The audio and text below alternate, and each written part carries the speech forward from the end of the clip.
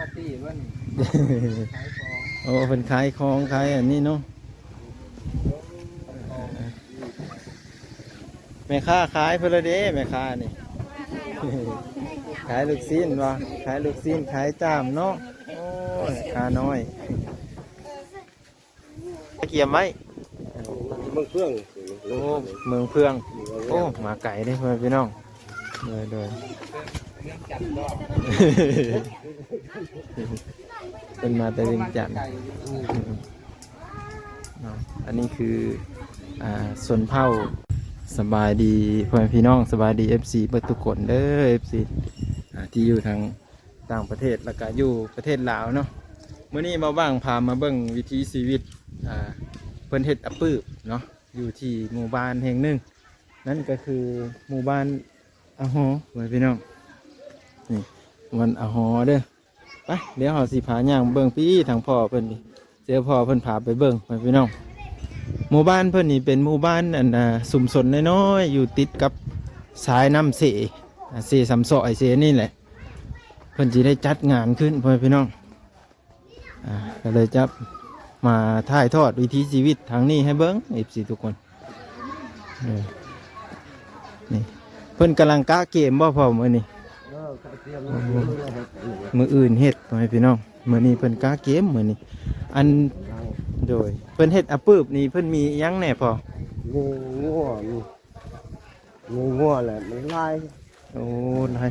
ทิ้งทุกหมู่เสื้อผ้าอีหยังก็มีอีบ่นี่โอ้อันเปรียบเทียบเสื้อทางอันชนเผ่าลาวนี่เขาจะเอิ้นว่าอันได้ก่อเฮ็ดบุญบ่พระเวทล่ะโอ้เฮ็ดบุญพระเวทเลยอันนี้เขาว่าเราเถิงมาละปื้อโอ้สารถึงอันวันละปื้บพี่น้องโดย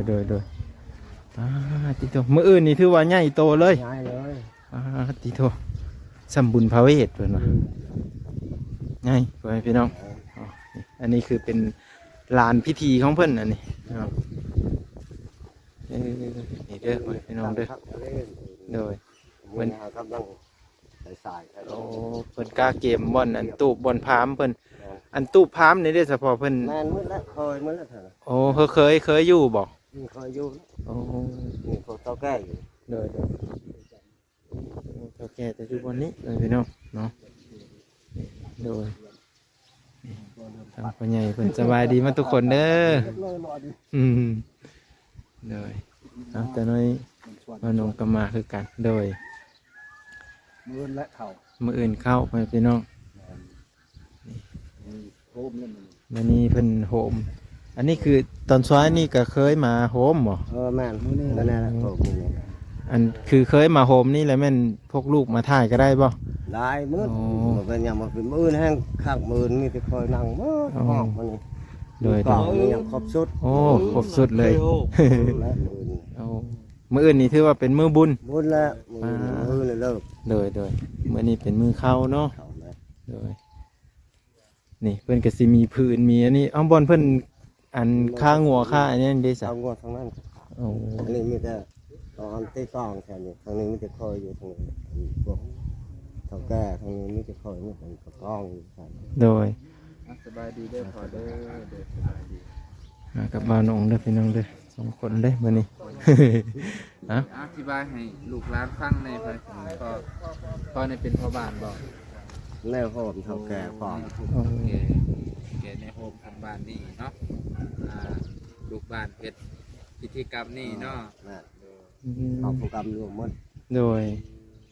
กรรมปูรวมเบิดในหมู่บ้านนี่บัดเพิ่นเฮาพิธีนี่ได้สักจักโมงเฮาพิธีตอนมื้ออื่นน่ะบ่โอ้มื้ออื่น 7:00 นคือว่า 4:00 นนี่สิไปเอาหยังเอาผีบ่5 โมงก็เอาเฮ็ดกันรวมนี่เลยเอาพวกกระดูกนะว่ากระดูกพวกตายในก็เอาแล้วก็ห้ามมาถ้าพุ่นแล้วก็เข้านี้เอาเป็นอย่างห้ามเอาเป็นหีบเป็นอย่างเอาเป็นหีบเป็นธงเขาใส่เป็นธงเป็นธงน่ะโดยแล้วก็มาปะเมียนี่แล้วก็ตีกองหอบไปเลยโดยพวกค่อยแล้วเขาย่อเข่าพวกพี่พวกนั้นคล้ายๆว่าลำนึกถึงผู้ตายไปแล้วเฮ็ดบุญไปหาแม่ไปหอดจอดถึงให้ไปหอดจอดถึงให้มาหับจับเอามื้อนั้นมื้ออื่นน่ะเนาะทุกปีนี่เฮ็ดมื้อเดียวกันบ่ มือเดียว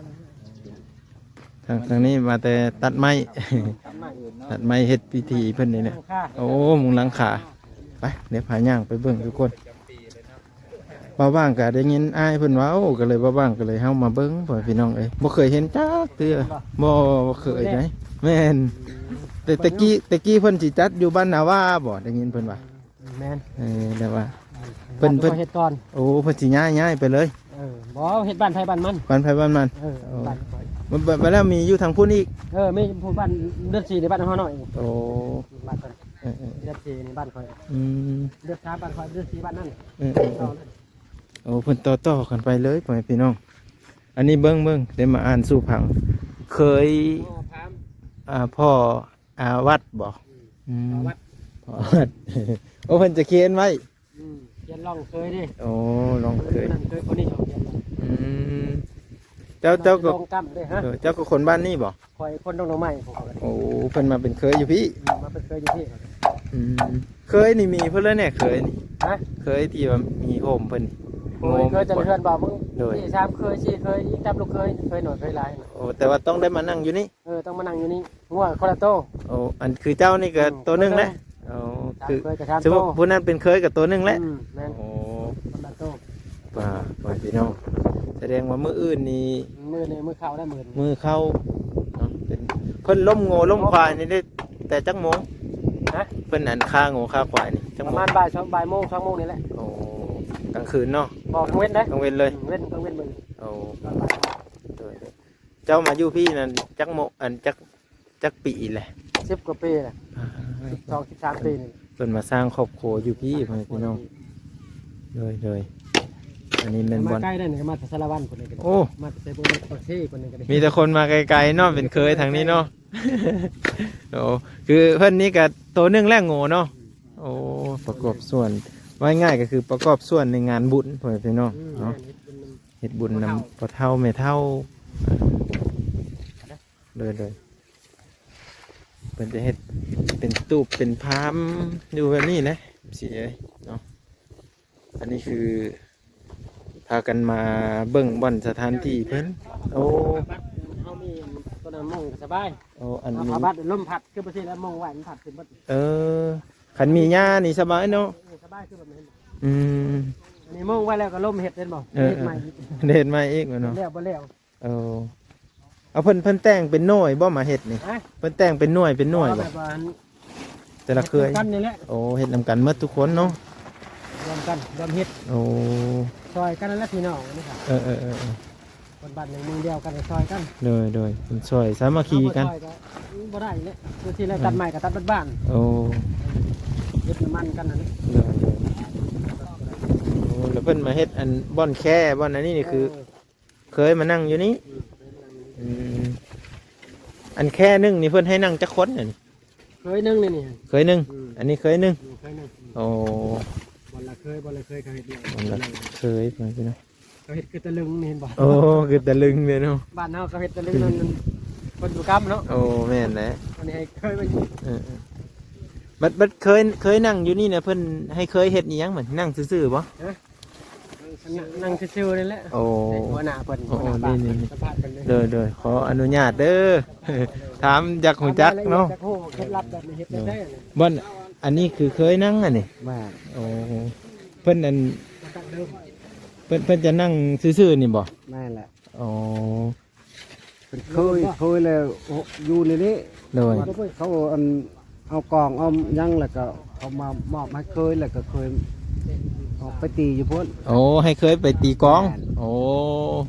เด้อ ตีตลอดตียัง เด้อ เคย อ๋อ แล้วเคยตัวนี้กับมอบเคยตัวนี้ เดี๋ยว แล้วเคยตัวนี้กับมอบเคยมอบต่อๆไปเลย เอามอบต่อๆไปเลย แม่น แต่ว่าชุดหนึงนี่เพิ่นจะออกไปตีจักคนตีกลองตีอันนี้ มันแล้วแต่ อ๋อ สมมติว่าเอาไอ้น้องมาไล่ก็เอาไปหมดแหละแต่เคยแล้วนั่ง โอ้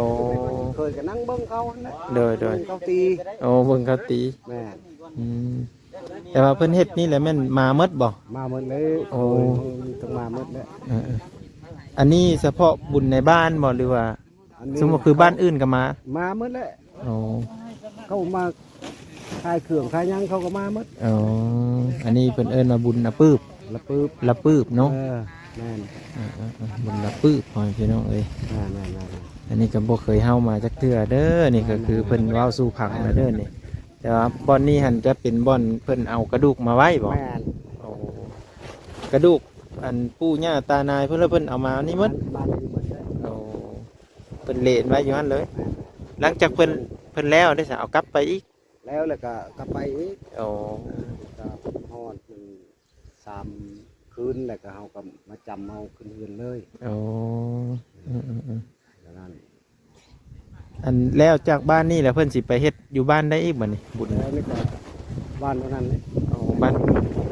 นอน เดือน4น่ะบ้านผู้นี้ แม่น โอ้อันบ้านตัวพุ่นในบ้านนาห้างบ้านนี้ก็มีคือกันบ่นะว่า บุญ บุญว่าแต่นะ นอนสมมุติว่า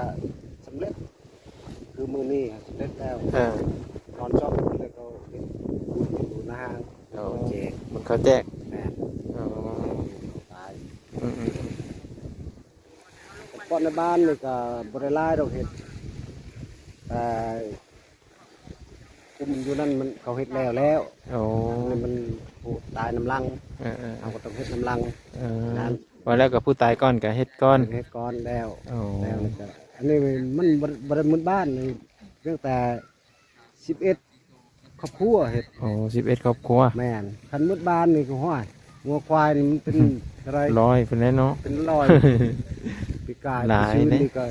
70ปลาย โดย งัวควาย โอ้แต่ละปีนี่เพิ่นได้เฮ็ดทุกปีบ่ บ่ โอ้บ่ได้เฮ็ดทุกปีเนาะ มันเถื่อกับ7 8 ปีเห็ดทีนี้ โดย นี่ตามกรณีมันเป็น โดย ตาย โอ้ ตายหึงแล้วก็เริ่มละเฮ็ด โดย ดังนั้น อืม มันก็งัวควายมันบริร้ายอันนี้มันเป็นงัวควายอันอะไร42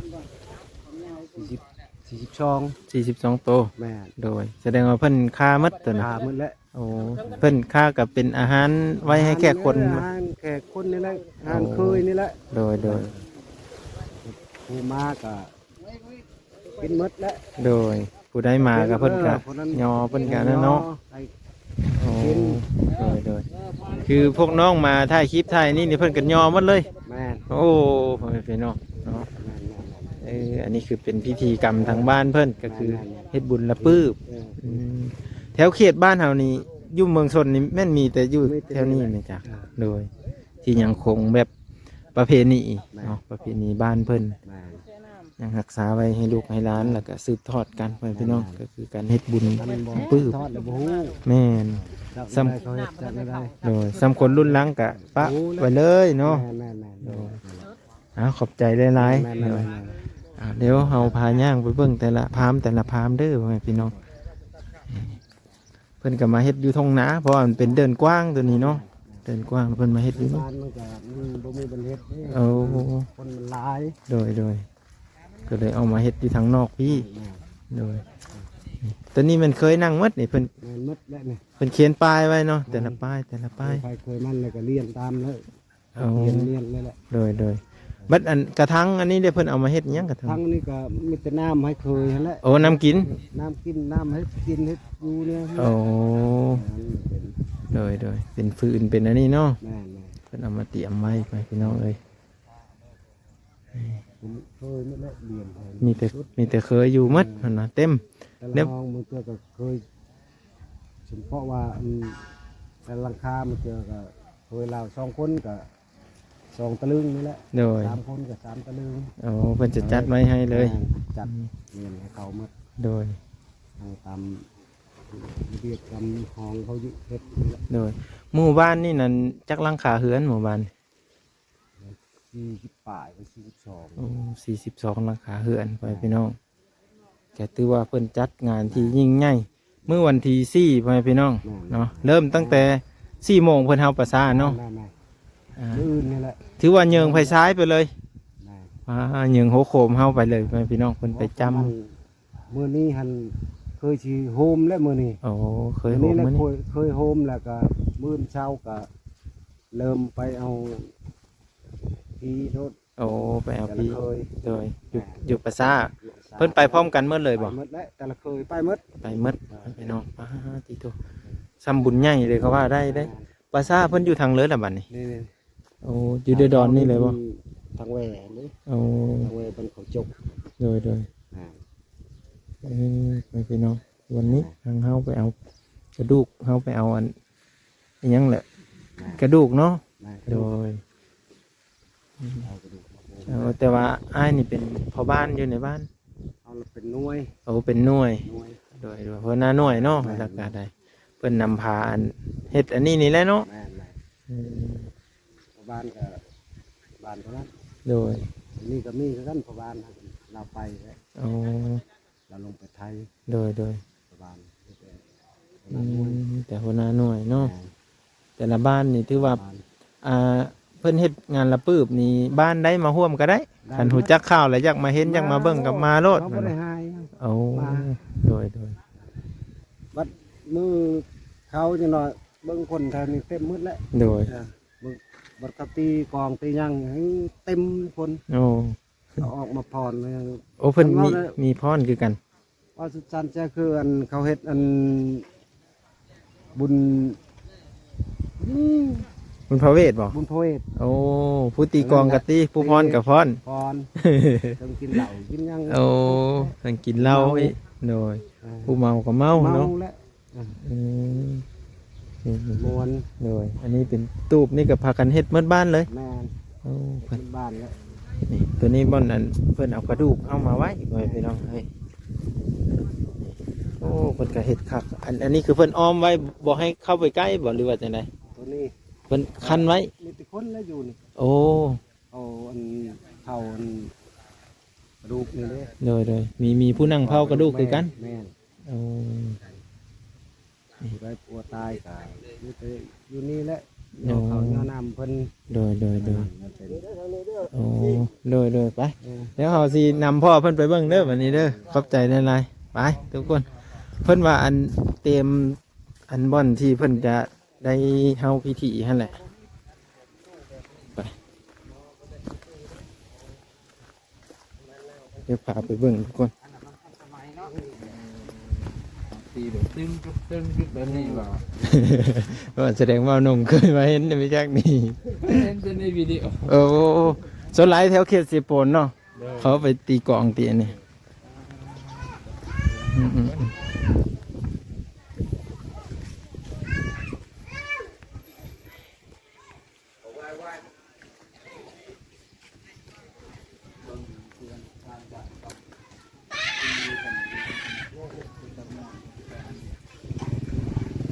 เพิ่นกล้าเกมได้เฮ้ยเนาะแสดงว่าเพิ่นมีบุญใหญ่แต่เพิ่นกล้าเกมอย่างนี้เนาะ มีปาร์ตี้บ่นี่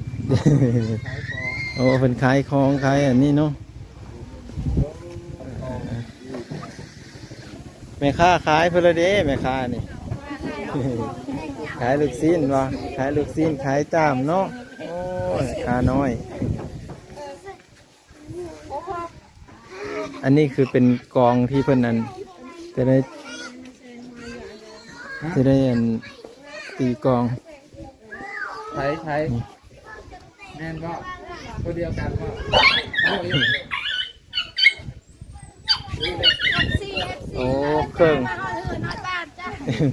พอเดินอาสารเนาะ อันนี้ข้อเนาะพ่อเนาะ ห้องตีหักตรงนี้ด้วย โอ้ ตีตัวนี้แต่มาตีตัวนี้ แล้วตีแล้วด้วยตรงนี้ครับห้องเชื่อมตรงนี้ โอ้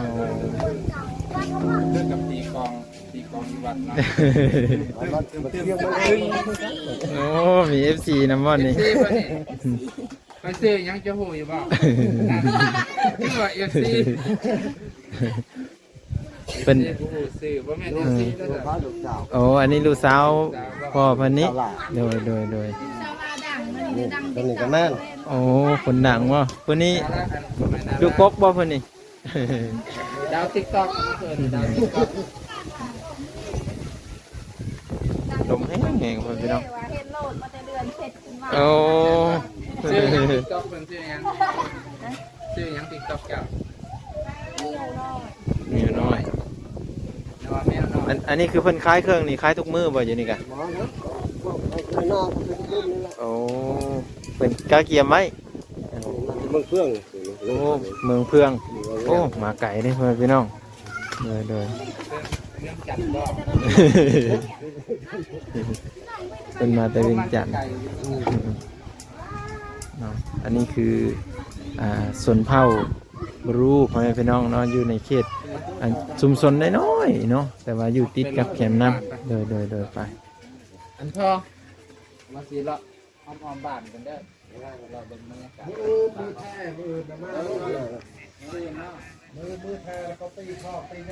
เมืองนี่ขอบไก่อิหยังต่างๆอยู่ในเฮือน ไปทางนี้ โดย ขึ้นไปทางนั้น เอาโค้งขึ้นไปพุ่นก็ได้เดี๋ยวพอเป็นยังเลาะเบิ่งเด้อบัดนี้เดี๋ยวอีพีต่อไปมาเป็นน้อง